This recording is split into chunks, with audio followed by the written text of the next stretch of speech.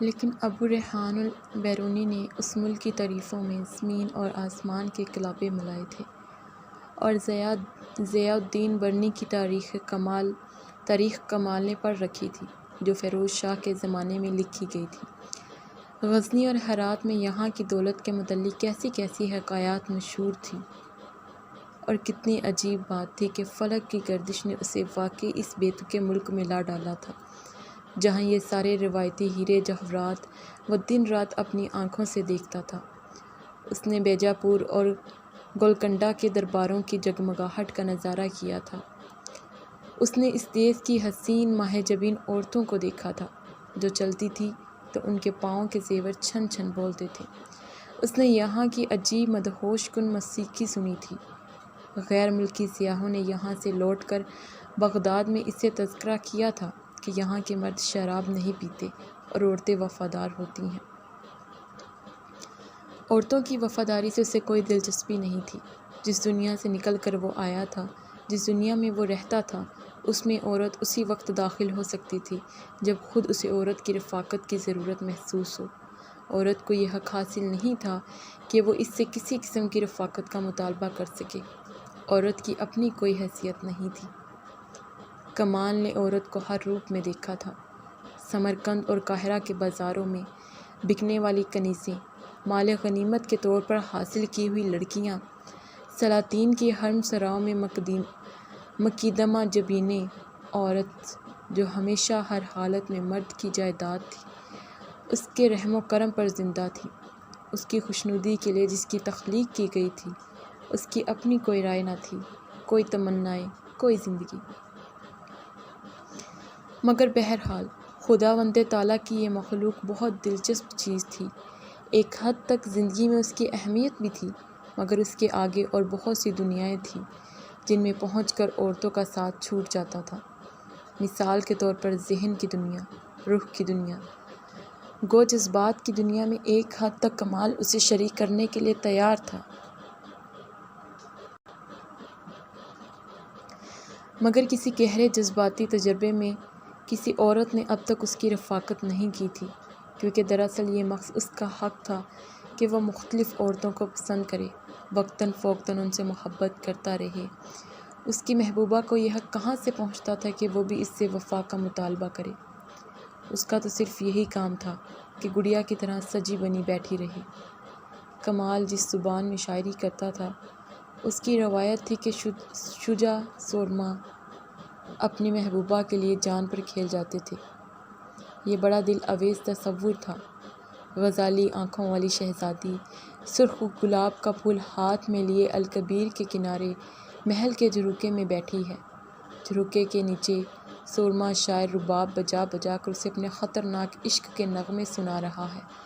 یہ نغمے جو چاندنی راتوں میں وادیوں اور پہاڑی رستوں پر گونجتے تھے، اور جن کی گونج فرانس اور الپس کے اس پار تک پھیل چکی تھی۔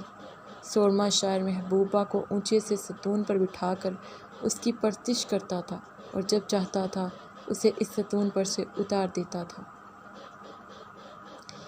اس اجنبی بے تکے ملک میں آن کر اس نے خدا کی خوبصورت بے زبان مخلوق کو ایک نئے روپ میں دیکھا۔ وہ تو خود ہاتھ میں رباب لیے محبت کے نغمے الاپ رہی تھی، رادھا بن کر کرشن کی پرستش کرتی تھی، لیکن یہ پرستش اتنی عظیم چیز تھی کہ اس کے قابل بننے کے لیے کرشن کا خدا کا درجہ حاصل کرنا پڑا تھا۔ وہ ہنستے ہنستے آگ کے شعلوں میں بھی کود جاتی تھی۔ اس کی وفا شاری کی قسمیں بڑے بڑے ولی اللہ کھاتے تھے۔ کمال چپ چاپ کھنڈر کی سیڑھیوں پر بیٹھا سامنے کی اور دیکھتا رہا۔ اسے وہ سارے نغمے یاد آئے جو چند روز پہلے اودھیا میں چمپا نے اسے سنائے تھے۔ یہ نغمے بھجن کہلاتے تھے، اور کرشن اور رام کی بھکتی کا ان میں تذکرہ تھا، اور ان سے زیادہ سرشاری کی کیفیت اس نے پہلے کبھی کسی زبان کی شاعری میں نہیں دیکھی تھی۔ پچھلے 3 سال میں اس نے جونپور کے شاہی کتب خانے میں رہ کر اس ملک کی مختلف بولیاں سیکھی تھیں۔ اسے اپنے مفت زبان ہونے پر بڑا ناز تھا، مگر وہ ان لوگوں کے دل کو نہیں سمجھ سکا تھا۔ یہ بڑے عجیب لوگ تھے، بڑے انوکھے مرد اور عورتیں تھیں۔ ان کی تاریخ، ان کی روایات، ان کے فلسفہ کائنات کو سمجھنا اس کے بس کی بات نہ تھی۔ وہ اجنبی اس پرائے دیس میں سرد غیر مانوس پتھروں پر بیٹھا رات کے سایوں کو دیکھا گیا۔ مدھم سی روشنی سارے میں پھیل گئی۔ پورنیما کا چاند کھنڈر کی ٹوٹی ہوئی چھت میں سے نیچے جھانک رہا تھا۔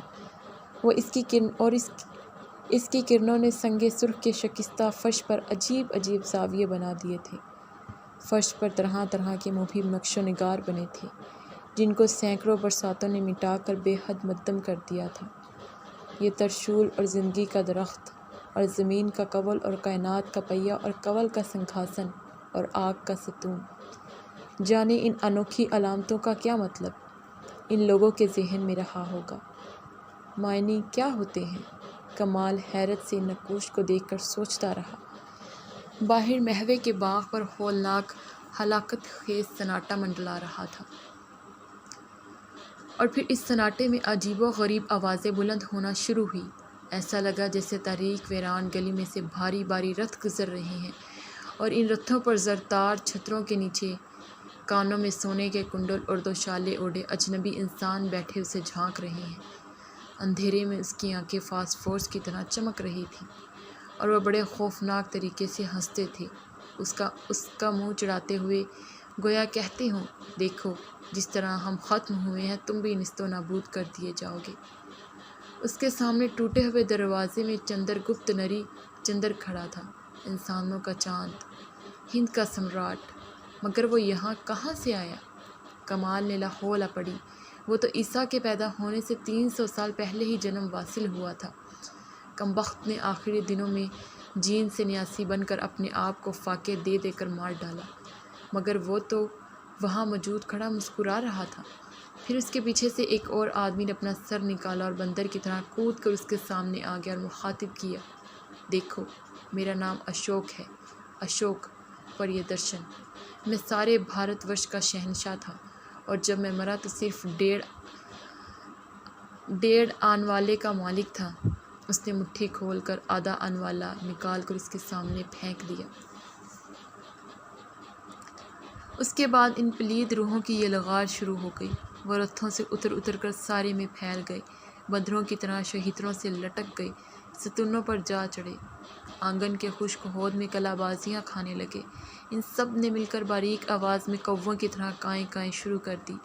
وہ سب کمال کے چاروں طرف ناچ ناچ کر ایک ساتھ چلا رہے تھے، میں بھرتمنی ہوں، میں نے رقص اور تمثیل کے قوانین بنائے تھے، میں تکشلا کا وشنو گپتا ہوں، میں نے ارتھ شاستر لکھی تھی، میں راجا بھوج ہوں، میں مکس گنگوا تیلی ہوں، اندھیرے آسمان پر بادل گرج رہے ہیں، میں کالی داس ہوں، میں کنوج کا راج شیکھر ہوں، مجھے ببھوتی کہتے ہیں، مکانیہ کیچ میں رہتا تھا، میں نے مالتی مادھو لکھا تھا، میں بھرتری ہری ہوں، میں نے کہا تھا نا کہ دنیا میں مکس ایک رنگ بھومی ہے اور ہم سب اداکار ہیں، تم نٹ ہو، میں نٹ ہوں، ہم سب نٹ ہیں۔ مٹی کی گاڑی ہانکتا ہوا شدرک ڈرامہ مٹی کی گاڑی کا مصنف صحن سے باہر چلا گیا۔ پھر چھن چھن کرتی بہت سی ماچھل پائیاں ایک کتار میں آن کھڑی ہو گئی اور اٹھلانے لگی۔ ہم کشمیر، اڈیشہ اور اندھیرا پردیش کی رانیاں ہیں جو بڑی شان سے خود حکومت کرتے تھے۔ میں شہزادی راج شیری ہوں، میں نے اپنی بحثوں سے چین کے عالموں کا ناطقہ بند کر رکھا تھا، میں کمار دیوی ہوں، میرا نام پربھاوتی تھا، ہائے تم مجھ کو بھی نہیں جانتے، میرا نام ہرش نے رتانولی رکھا تھا، بیچارہ ہرش۔ اپنا ذکر سن کر ہرش وردھن نے، جو کان میں قلم ارتھ سے اب تک مراقبے میں محو تھا، زور زور سے رونا شروع کر دیا۔ ہم سری پرتھوی ولبھ کہلاتے تھے، اس نے مقرر کی طرح ہاتھ ہوا میں بلند کر کے کہا۔ ہم جو گویا دن اور دھرتی کی دیویوں کے چہیتے تھے، اور ہم سب کو ملیچ ترکوں نے آ کر ٹھکانے لگا دیا، ٹھکانے لگا دیا، ٹھکانے لگا دیا۔ اب بڑے زور سے تلواروں کی جھنکار گونجی اور ان کی چمک سے نیم تاریکی میں اجالا سا ہو گیا اور سر کٹ کٹ کر چاروں طرف گرنے لگے۔ ہم چندیلے راجپوت ہیں، ہم بگھیلے ہیں، ہم پرمار سورما ہیں، ہم راٹھور ہیں، ہم چوہان ہیں، ہم آلہا ہیں، ہم اوول ہیں۔ سب نے ایک ٹانگ پر کود کود کر ناچنا شروع کر دیا۔ وہ سب چیخ چیخ کر اول گا رہے تھے۔ اس قدر غل مچا کہ ابو المنصور کمال الدین کا دماغ چکرا گیا۔ وہ ہڑبڑا کر اٹھ بیٹھا۔ افق پر صبح کی سفیدی نمودار ہو چکی تھی اور باہر مہوے کے باغ میں چند کسان آلہ اول گاتے ہل کندھوں پر اٹھائے کھیتوں کی طرف جا رہے تھے۔ اس نے گھبرا کر چاروں اور دیکھا اور اسے یاد نہ آیا کہ وہ کہاں ہے۔ یہ بہرائچ تھا اور وہ بت پرستوں کے زمانے میں ایک کھنڈر میں لیٹا ہوا تھا۔ اس کا شام کرن گھوڑا باہر ایک ستون سے بندھا ہنہنا رہا تھا اور بارش جھکی کھڑی تھی اور بڑی سہانی ہوا چل رہی تھی۔ اس نے دوبارہ لا حول پڑھی اور انگڑائی لے کر اٹھا اور فجر کی نماز پڑھنے کے ارادے سے آہستہ آہستہ قدم رکھتا ندی کی اور چل دیا۔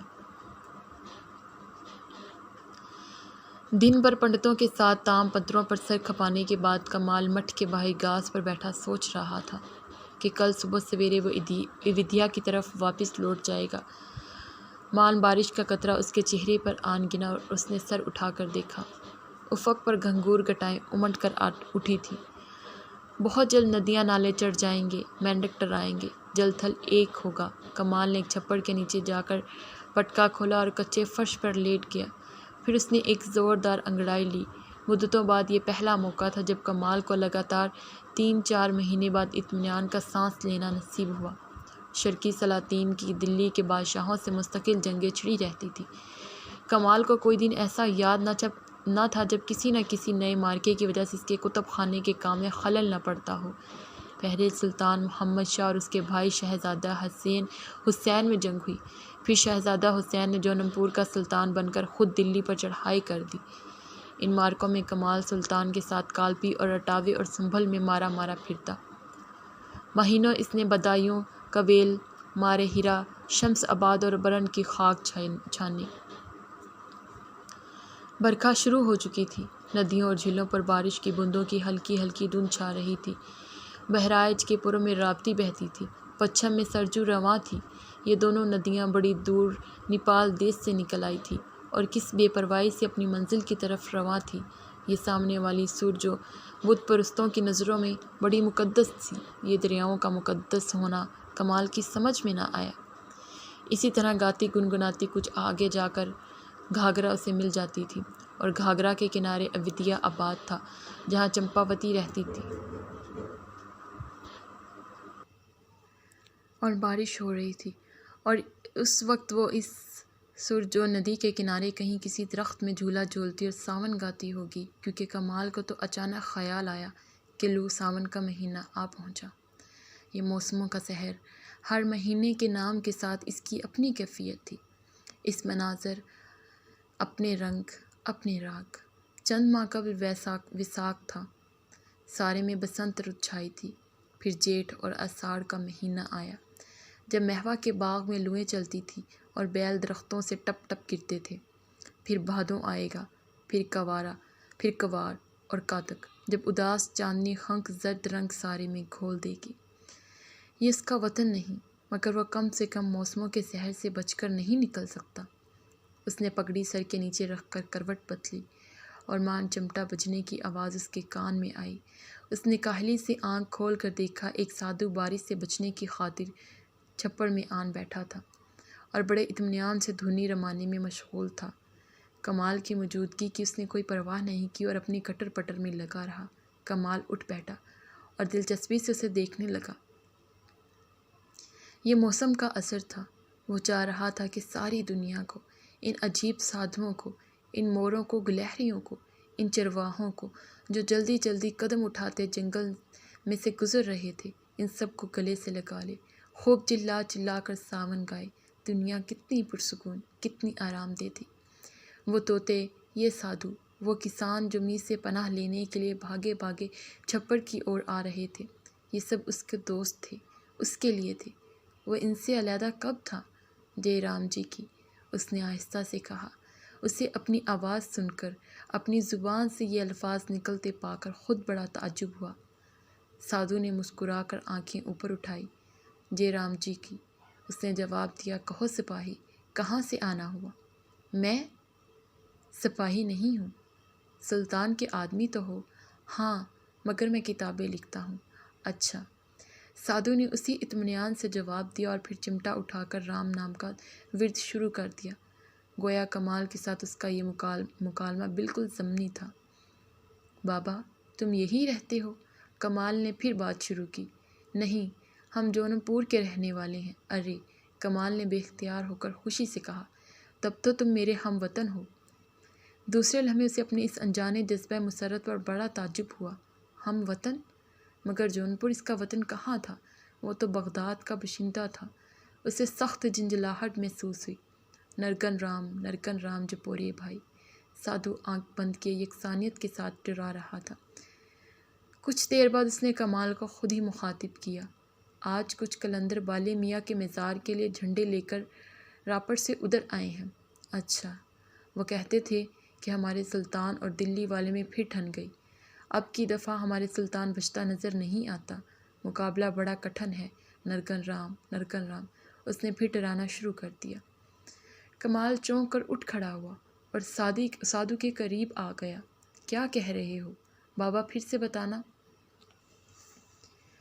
چھپڑ میں 7-8 کسان جمع ہو چکے تھے اور ان سب نے مل کر سادھو کے ساتھ رام کی رٹ لگانا شروع کر دی تھی۔ کمال کے سوال کا کسی نے جواب نہ دیا۔ وہ جلدی سے پٹکا کمر سے باندھ کر برستی بارش میں باہر نکلا اور سرائے کی طرف روانہ ہو گیا۔ سرائے کے برآمدے میں اودے سنگھ راٹھوار اس کا منتظر تھا۔ تم یہاں کہاں؟ کمال نے بھونچکا ہو کر اسے دیکھا۔ تم تو گوالیر میں تھے۔ میں گوالیر ہی سے آ رہا ہوں، میرے ساتھ چلو۔ عالم پناہ نے تمہاری کھوج میں مجھے بھیجا ہے۔ مجھے کھوجتے اتنی دور آئے، میری سمجھ میں نہیں آتا۔ عالم پناہ بھی یہیں بہرائچ میں موجود ہیں اس وقت۔ اودے سنگھ نے کہا، تم یہاں گیان دھیان میں لگے ہو، ادھر دنیا بدل چکی ہے۔ سلطان بہلول نے تمہارے مالک پر راپڑے میں حملہ کر دیا۔ آؤ یہاں بیٹھ جائیں تو میں تم کو سارا ماجرا سناتا ہوں۔ وہ بڑے اطمینان سے کھاٹ پر بیٹھ گیا۔ جب اس پر حملہ ہوا تو وہ جمنا جی پار کر کے ہمارے راجا سے مدد لینے کے لیے گوالیر آیا۔ ہمارے راجا نے اسے کمک پہنچائی۔ میں اس کے فوجیوں کو لے کر کالپی کی اور بڑھا۔ گمسان کارن پڑا۔ اودے سنگھ نے خالص فوجیوں والی تفصیل سے سنانا شروع کیا۔ پھر وہ جھک کر تنکے سے برآمدے کے کچے فرش پر نقشہ بنا کر کمال کو سمجھانے میں منہمک ہو گیا۔ یہ دیکھو، ادھر بہلول کی فوجیں ہیں، ادھر ہم ہیں، بیچ میں جمنا میاں ہے۔ اب نہ ہم ندی پار کر سکتے ہیں نہ وہ۔ سمے بیتتا جاتا ہے، تب ایک دن کیا ہوتا ہے کہ ترلوک چند سلطان بہلول کو ندی پار کروا دیتا ہے، پھر وہ ٹھٹک گیا۔ ترلوک چند کو جانتے ہو؟ نہیں۔ بکسر کا حاکم ہے۔ بکسر گئے ہو؟ نہیں۔ کمال جھلا گیا۔ اصل واقعہ بیان کرو۔ ہوتا کیا، دلی کی فوجیں برابر ہمارا پیچھا کرتی رہی۔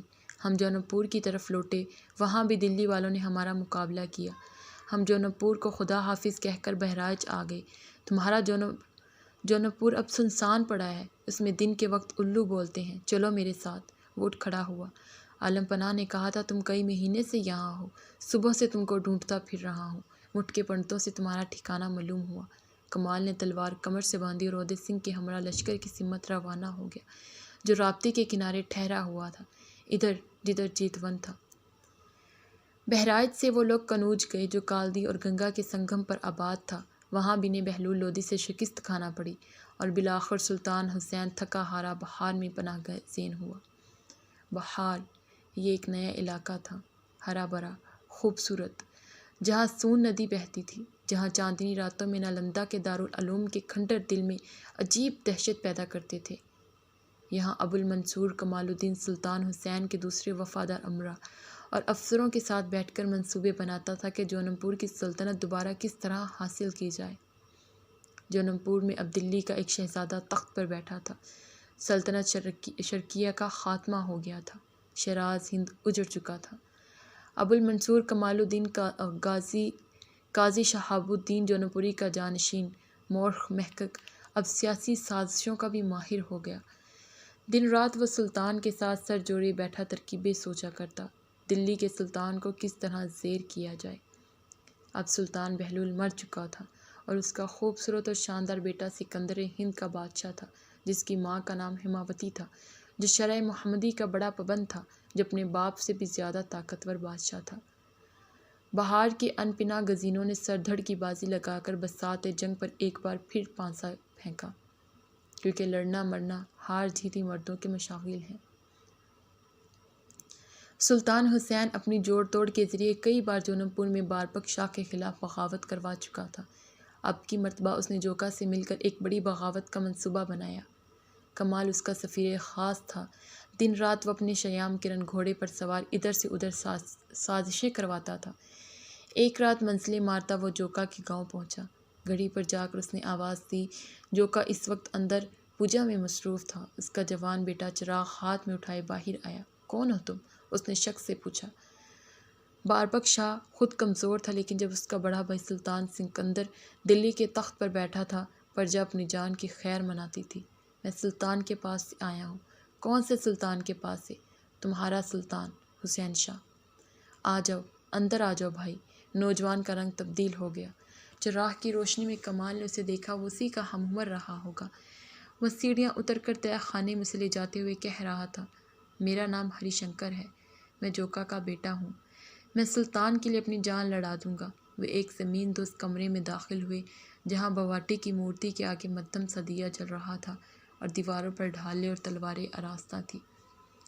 بھوانی کی مورتی سے بڑی ڈرونی معلوم ہوئی، لیکن اسے اس وقت یہ احساس تھا کہ وہ بھی اب اس ماحول کے اسرار میں مکمل طور پر شامل ہو چکا ہے۔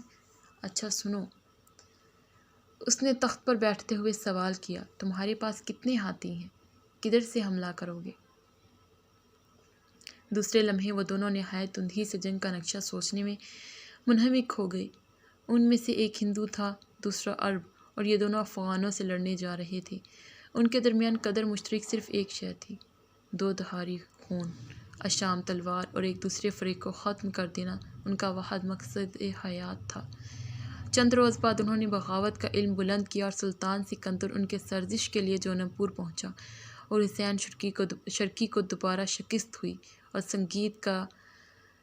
سنگیت کار بادشاہ، جس کی آدھی عمر راگ تخلیق کرنے کی بجائے میدان کارزار میں لڑتے بھڑتے کٹی، ایک مرتبہ پھر بہار کی طرف واپس لوٹا۔ اب کمال کا جی اچاٹ ہو گیا۔ اس نے اس قدر خون ریزی دیکھی تھی، اس نے اتنے انسانوں کا قتل کیا تھا، اس نے اتنی بے بس عورتوں کو دیکھا تھا، اس نے سلطان حسین کے دربار کے امراء کو اس حالت میں سلطان سکندر کے سامنے جاتے دیکھا تھا کہ امامے ان کی گردنوں میں رسیوں کی طرح بندھے تھے اور وہ پا پیادہ قیدیوں کی مانند فاتحہ کے سامنے پیش کیے جا رہے تھے۔ یہ لوگ جو عالم، شاعر اور اہل قلم تھے، اور ان کا فاتحہ بھی علم دوست اور شاعر تھا، لیکن کتابیں بیکار تھی، علم فضول تھا، فلسفے بے معنی تھے، کیونکہ انسان کا خون ان سب چیزوں کے باوجود بہتا تھا۔ خداوند! دکھی انسانیت کس طرح ساری کی ساری خون کے سمندر میں ڈوبی ہوئی تھی۔ تاریخ سے اس کو جس قدر دلچسپی تھی، اب اتنی ہی نفرت ہو گئی۔ اس نے سلاطین کے نسب و ناموں اور ان کے ادوار اور ان کی سلطنت کے واقعات کو بھول جانا چاہا۔ اس نے یہ بھی فراموش کرنا چاہا کہ سلطان کی بھانجی جنگی قیدی کی حیثیت سے اب دلی میں تھی اور سلطان سکندر کے حرم میں داخل کی جا چکی ہوگی۔ اس کے دوست عہدے سنگھ راٹھور نے اسے غیرت دلائی۔ کیسے بے شرم ہو، تمہاری شہزادی دلی میں ہے اور تم بہار میں چین سے بیٹھے ہو۔ اسے چھڑا کر لاؤ، جا کر سلطان سکندر کو قتل کرو، یا مجھے اجازت دو میں اس کا کام تمام کر دوں، شہزادی کو واپس لے آؤ۔ کمال یہ باتیں سنتا اور خاموش رہتا۔ اس کی سمجھ میں نہ آتا تھا کہ اب کون سا رستہ اختیار کرے۔ بہار سے غریب الوطن سلطان حسین نے بنگال کا رخ کیا۔ کمال اس کے ساتھ ساتھ رہا۔ گوڑ کے سلطان حسین شاہ نے جونم پور کے شکست خوردہ بادشاہ کو اپنے یہاں پناہ دی، جس کے سارے پرانے ساتھی بچھڑ چکے تھے، جس کا کتب خانہ تباہ ہو گیا۔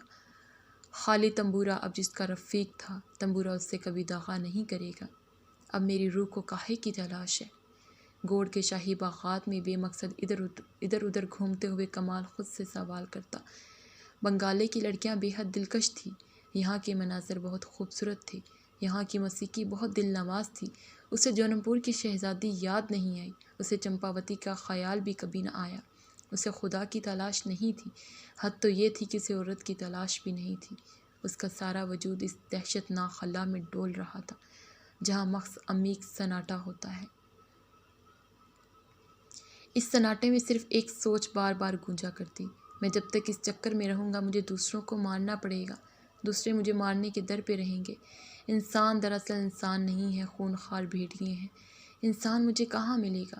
طرح طرح کی آوازیں اس سناٹے میں بہت سے بھنور پیدا کرتی ہے۔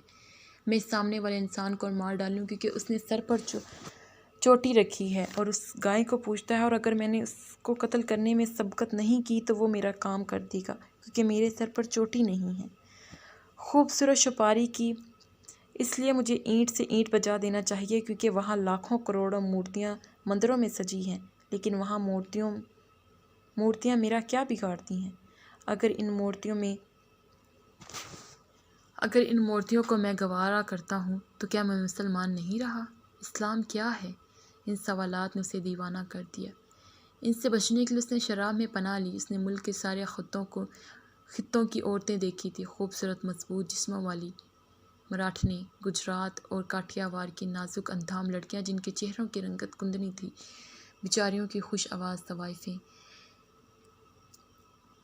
بنگالے کی جادوگرنیاں جن کی آنکھوں میں جادو تھا اور باتوں میں ٹونا، جن کے لیے مشہور تھا کہ راتوں رات درختوں پر بیٹھ کر آسام کی سمت اڑ جاتی تھی، اور بندرابن کی شوخ شنکھ گجریاں، متھرا کی آہرنیں، پورب کی ساولی سلونی کہاٹیں، کنوج کے باغوں کی وہ مالینی جس نے اسے ایک بار بیلے کے گجرے بنا کر دیے تھے۔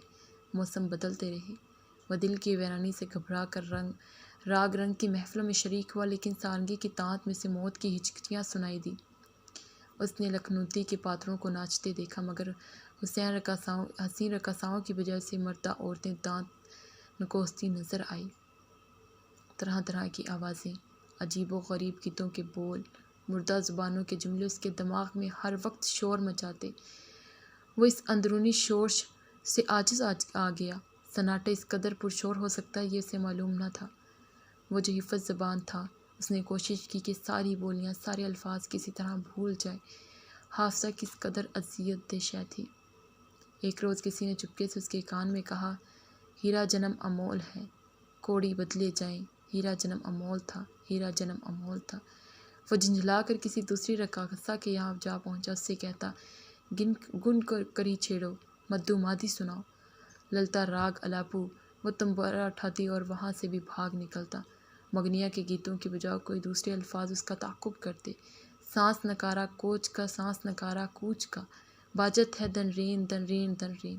آخر اس نے لکھنوتی گوڑ اور سنار گاؤں کی چہل پہل چھوڑ کر دیہات کا رخ کیا، جہاں صرف گہرے رنگوں کی راجدھانی تھی اور تالابوں میں کنول کے سرخ پھول جگمگاتے تھے، جہاں بڑھل اور مولری کی چھاؤں میں وشنو بچاری اور بچارنے رادھا اور کرشن کی محبت کے گیت گاتے تھے۔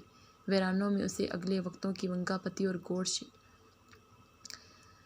مشرقی اور مغربی بنگال کے پال بادشاہوں کے سنسال محل نظر آئے جن میں گھاس اگی ہوئی تھی۔ ان کی دیواروں پر اس نے رقاصاؤں کے مجسمے دیکھے، ترچھی آنکھوں والی لڑکیاں جو یہاں سے مور پنکھی جہازوں پر بیٹھ کر جاوا کے شیلندر دربار میں رامائن کا سنگیت ناٹک دکھانے کے لیے جاتی تھیں۔ اس وقت ان کے خوبصورت بازوؤں اور طویل آنکھوں پر چھپکلیاں چل رہی تھیں۔ پال اور سین بادشاہوں کی محلات کے کھنڈروں کے سائے میں کوئی قدیم قبرستان تھا جن کی شکستہ دیوار کے نیچے ایک بوڑھا ہانپتا کانپتا بیٹھا کھانس رہا تھا۔ برابر کے کھیت میں ہل چلایا جا رہا تھا، سامنے مہانند اور یابل کھاتا بہہ رہا تھا۔ تب اچانک اس کے دماغ کا شور تھوڑا سا مدھم ہوا۔ اس بانی کا مطلب اس کی سمجھ میں تارے کی طرح روشن ہونا شروع ہوا جو مدتیں گزری اودھیا میں سے کسی نے سنائی تھی۔ اس سے کسی نے کہا تھا، آج کال کے بیچ میں جنگل ہوگا باز، اورے اورے ہل چلیں گے، ڈھور چریں گے گھاس، ڈھور چریں گے گھاس، ڈھور چریں گے۔ آخر جب دل کی وحشت نے زیادہ زور باندھا تو اس نے بنگال سے نکل کر بھاگنے کا ارادہ کیا۔ حسین شرکی کو گوڑ میں اس طرح تنہا چھوڑ کر بھاگتے ہوئے اسے اپنے آپ سے بڑی شرم آئی، مگر جذبے سب اضافی ہوتے ہیں، اس نے اپنے آپ سے کہا، اور ایک روز خاموشی سے شاہی محلات سے نکل کھڑا ہوا۔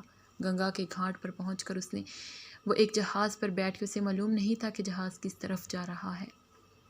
دریا پر روشنیاں جگمگا اٹھی، لنگر اٹھایا گیا، ملاب بشاش آوازوں میں گا رہے تھے۔ کمال ایک کونے میں بیٹھا رہا، وہ جہاز پریاگ جا رہا تھا، پریاگ جو کاشی سے آگے تھا۔ عظیم گنگا بہت دور سے بہتی ہوئی آ رہی تھی، اس کے ایک سرے پر اتھاہ سمندر تھا۔ کمال نے آنکھیں بند کر لی۔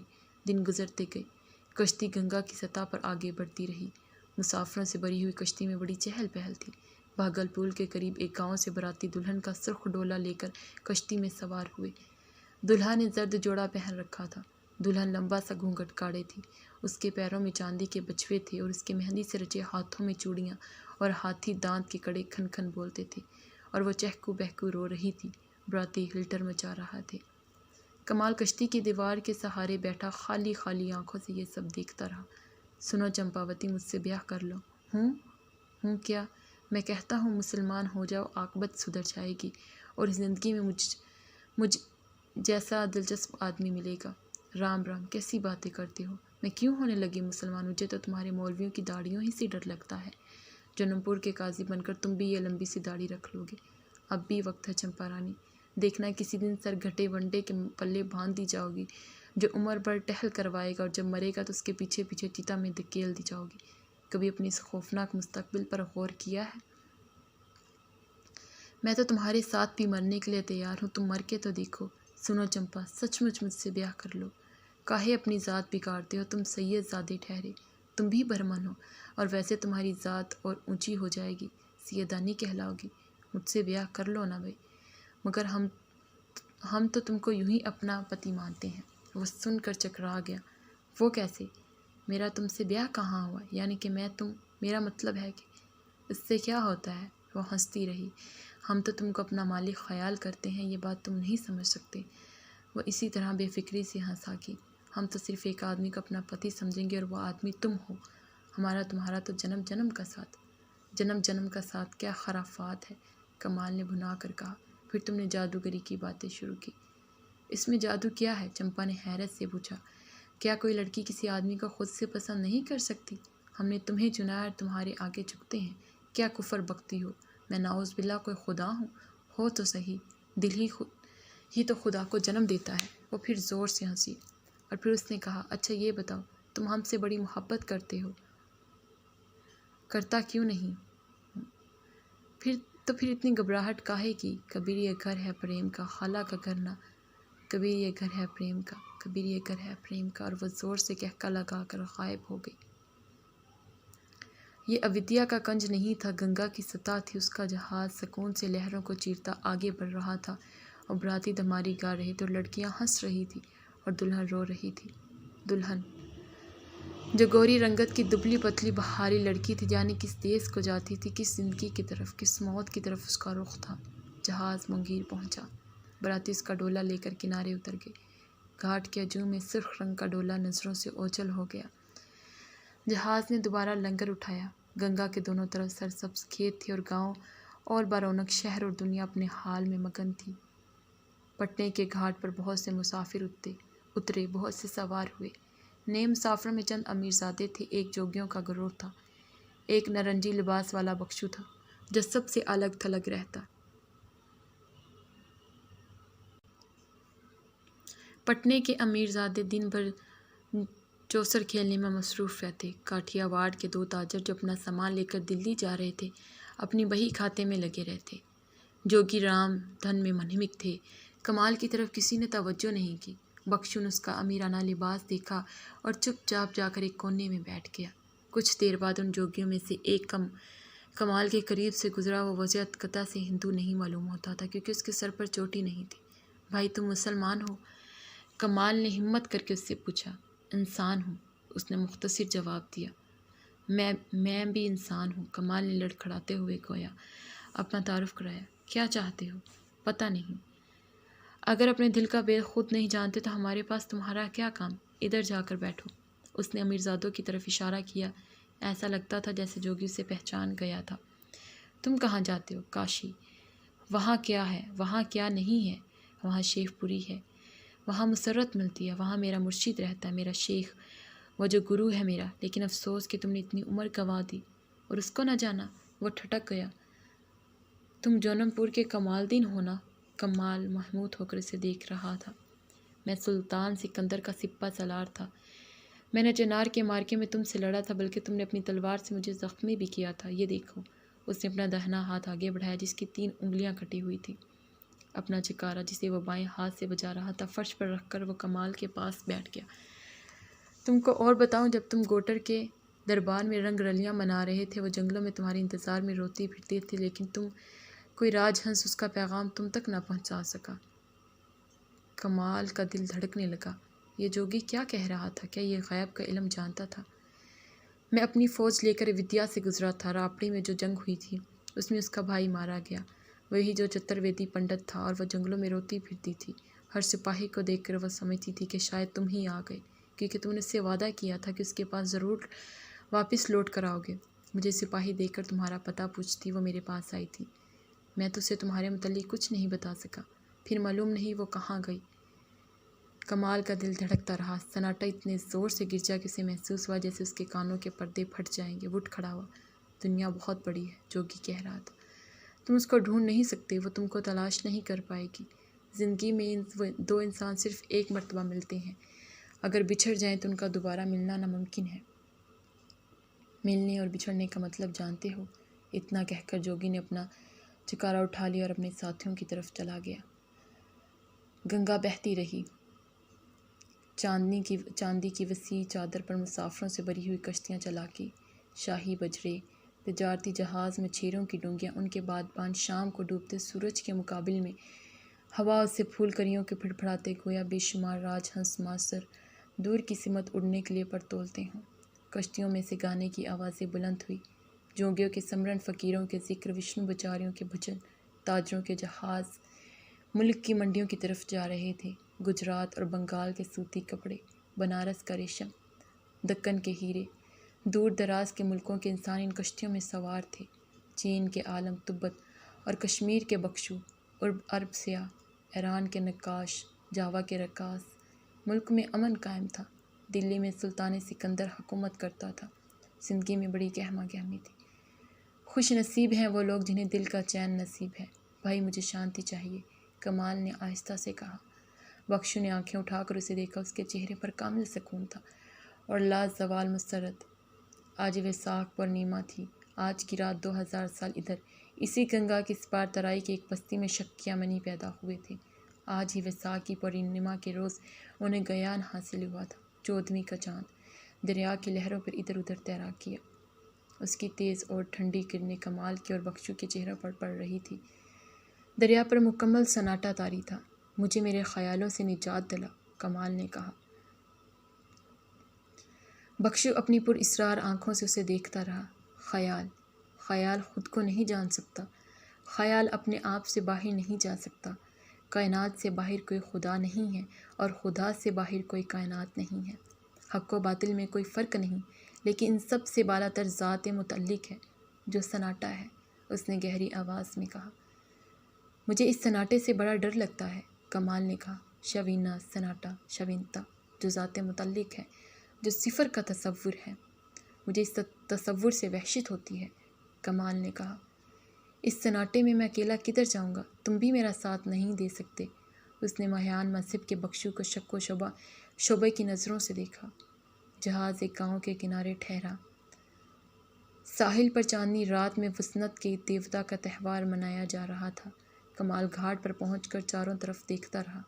اس کی سمجھ میں نہ آیا کہ کدھر کا رخ کرے۔ دفتروں سے وشنو بچاریوں کی ایک ٹولی نظر آئی جو اس کے جہاز سے اتری تھی۔ وہ ان کے پیچھے ہو لیا، کسی نے اس پر نظر نہ ڈالی۔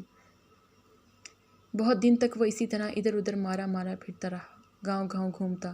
وہ ایک ہرے جنگل میں پہنچا۔ اسے اس جگہ کا نام معلوم نہیں تھا۔ قریب جو لاہوں کی بستی تھی، معطر ہوائیں درختوں میں امڈ رہی تھی۔ سبزے کی شدت سے آسمان کا رنگ ہرا نظر آ رہا تھا۔ ساون کا مہینہ شروع ہونے والا تھا۔ بھنوروں کی ایسی کالی جامنیں ہری گھاس پر ٹپ ٹپ گرتی تھی۔ قسم رنگ کی ساڑیاں اور لہنگے پہنے لڑکیوں نے آم کی ڈال میں جھولے ڈالے تھے۔ چاروں اور گھن بیلی اور روپ منجری اور سادارشن اور مالتی کھلی تھی۔ گلے میں تلسی ملائیں پہنے وشنو جو گنے گھٹل کے درخت کے نیچے بیٹھی کرتال بجاتی تھی۔ گلابی آنکھوں والے طوطے شاخوں پر بیٹھے تھے۔ ترتی بجاتے کمنڈل ہاتھ میں لیے جوگی اپنی یاتراؤں پر جا رہے تھے۔ جھاڑیوں میں جنگلی تتر بول رہے تھے۔ تالاب کے کنارے رس بیلی مہک رہی تھی۔ میوا کے جھنڈ میں سے گیتوں کے خوبصورت سر بلند ہو رہے تھے۔ کمال ایک کھنڈ کی سیڑھیوں پر بیٹھ کر جنگل کی اور ساون کی ان صداؤں کو سنتا رہا۔ تب اس کو معلوم ہوا وہ سناٹے میں تھا۔ یہ سناٹے کے مختلف پرتو تھے۔ وہ عالم حیرت میں تھا۔ یہ سناٹا ذات متعلق تھا۔ بخشو کی بات اس کی سمجھ میں آ گئی۔ پھر اس نے غور سے سنا۔ مہو کے جھنڈ میں وشنو پجارنے جو گیت گا رہی تھی، اس کے الفاظ اب اسے صاف سنائی دے رہے تھے۔ یہ تو دوان کے جے دیو گوسامی کی آواز تھی۔ اس نے ڈوبتے ہوئے دل کے ساتھ دھیان سے سنا۔ پجارنے گا رہی تھی۔ سندل کے گرم جنگلوں پر سے بہتی ہوئی ہوا اپنے ساتھ مہک لا رہی ہے۔ جہاں الائچی کی جھاڑیوں سے چرائی ہوئی خوشبو پھیلی ہے، جہاں شہد کی مکھیاں بن بناتی ہیں، ان گنجوں سے یہ پروائی آ رہی ہے جہاں وہ ناچتا ہے۔ یہ بہار کا مہینہ ہے اور اسی مہینے میں تنہائی بہت کھلتی ہے۔